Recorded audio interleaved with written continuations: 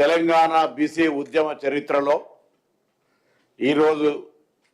Planning department Telangana ప్రభుత్వం సమర్పించినటువంటి నివేదిక ఒక సువర్ణ అక్షరాలతో లిఖించదగిన రోజు. పెద్దలు చెప్పినట్టుగా 4వ తారీఖు ఫిబ్రవరి 2024 నాడు క్యాబినెట్ 4వ తారీఖు ఫిబ్రవరి 2024 నాడు క్యాబినెట్లో తీసుకున్న నిర్ణయం ప్రకారంగా అనేక దశలను అధిగమించి తెలంగాణ ప్రభుత్వం తరఫున ఒక ప్రతినిధి ప్రతి ఇంటికి చేరి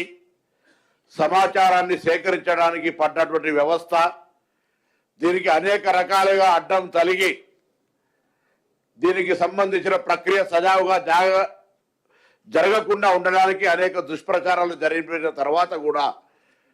ప్రభుత్వ చిత్తశుద్ధిని గమనించిన యావత్ తెలంగాణ ప్రజలు సహకరించి ఈరోజు సమాచారాన్ని ఇచ్చి ప్రభుత్వానికి ఒక నివేదిక, ఒక పూర్తి డాటా సేకరించే అవకాశం కల్పించినటువంటి తెలంగాణ బలహీన వర్గాల మేధావులు కావచ్చు, ఉద్యమకారులు కావచ్చు, సంఘాలు కావచ్చు, ఈ కార్యక్రమాన్ని కొనసాగించడానికి స్ఫూర్తి ప్రదాతలైన వాళ్ళందరికీ కూడా హృదయపూర్వకంగా అభినందనలు తెలియజేస్తా ఉన్నా. ఈ కార్యక్రమం ఈరోజు 16వ తారీఖు ఫిబ్రవరి, ఆ రోజు శాసనసభలో బలహీన వర్గాల శాఖ మంత్రిగా ఇప్పుడు చదివిన తీర్మానాన్ని ప్రవేశపెట్టి ప్రతిపక్ష అన్ని మిత్రపక్ష రాజకీయాలందరితో అభిప్రాయం తీసుకొని ఈ కార్యక్రమాన్ని ముందుకు తీసుకుపోతూ ప్లానింగ్ డిపార్ట్మెంట్కు బాధ్యతలు, ఎందుకంటే బీసీ కమిషన్ దగ్గర అంత ఇన్ఫ్రాస్ట్రక్చర్ ఉన్నది కాబట్టి ప్రభుత్వం మొత్తం 1 లక్ష పైన ఎమ్యునరేటర్లు,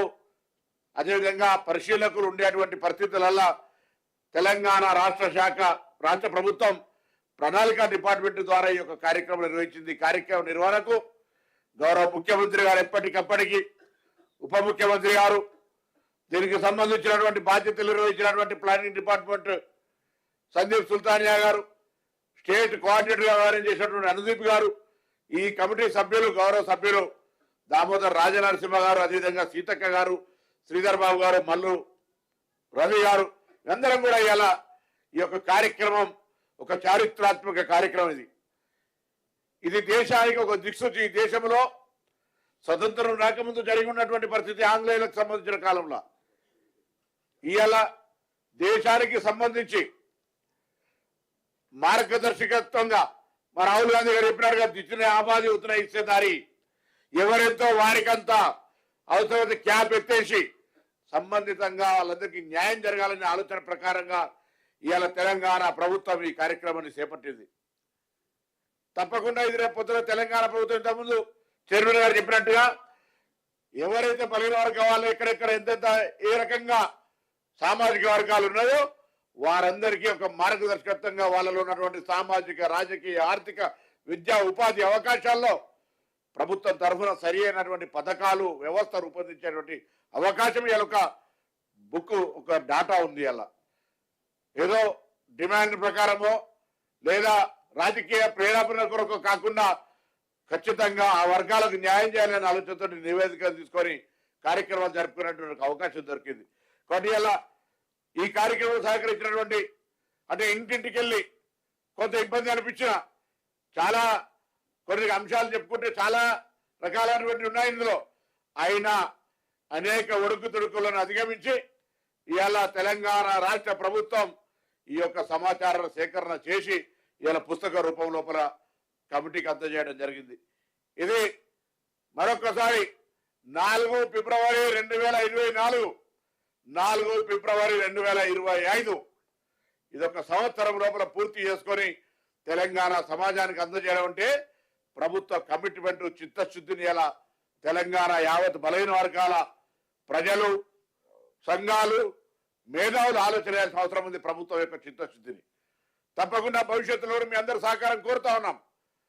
నివేదికకే పరిమితం కాకుండా క్షేత్రస్థాయిలో దానికి సంబంధించినటువంటి ఫలాలు అందించేటువంటి విషయానికి సంబంధించి అందరి సలహాలు, సూచనలు కూడా తీసుకొని ఈ బలహీన వర్గాలకు సంబంధించి చాలా కాలంగా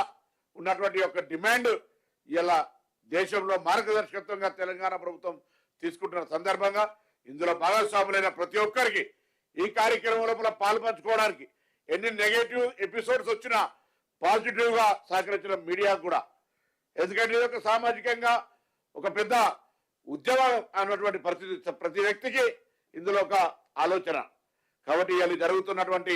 నివేదిక, కేబినెట్, శాసనసభ, చట్టాల లోపల ఉన్నటువంటి అన్ని రకాల అంశాలను అధిగమిస్తూ ఈ కార్యక్రమాన్ని తీసుకొని పోతున్న సందర్భంగా మరొకసారి ఇందులో భాగస్వాములైనటువంటి అధికారులందరికీ, గౌరవ ముఖ్యమంత్రి, ఉప ముఖ్యమంత్రి గారు, అదేవిధంగా సహచార ఈ కమిటీ సభ్యులతో పాటు మిగతా గౌరవ మంత్రులు, శాసనసభ్యులు, మిగతా రాజకీయ పార్టీలు, ప్రజాస్వామికవాదులు, బలైన వర్గాలు, మేధావులు అందరూ కూడా అనేక సందర్భాల్లో అనేక అంశాల్లో ప్రొఫెసర్స్, రకరకాల మేధావులతోటి ఇంటరాక్ట్ అయినాం. ఇవాళ ఇది ఒక పుస్తక రూపం, ఒక సమాచారంగా ఒక వచ్చింది అంటే అందరి యొక్క సహకారం ఉంది. వాటి వారందరికీ కూడా హృదయపూర్వకంగా ధన్యవాదాలు తెలియజేస్తూ ఈ యొక్క కార్యాచరణను ముందుకు తీసుకుపోయే విధంగా భవిష్యత్తులో మీ అందరి సహకారంతో ఈ తెలంగాణ బలహీన వర్గాల గొంతుగా వాళ్ళందరికీ అండగా ఉండే కార్యక్రమం ఈ ప్రభుత్వం చేస్తుందని మనం చేస్తా ఉన్నాం. ఇది సబ్ కమిటీ సభ్యులు మాట్లాడిన తర్వాత సందీప్ సుల్తానియా గారు ఈ మొత్తం ఎక్సర్సైజ్ ఎట్లా చేసినా కూడా ఎక్స్ప్లెయిన్ చేస్తారు మీకు.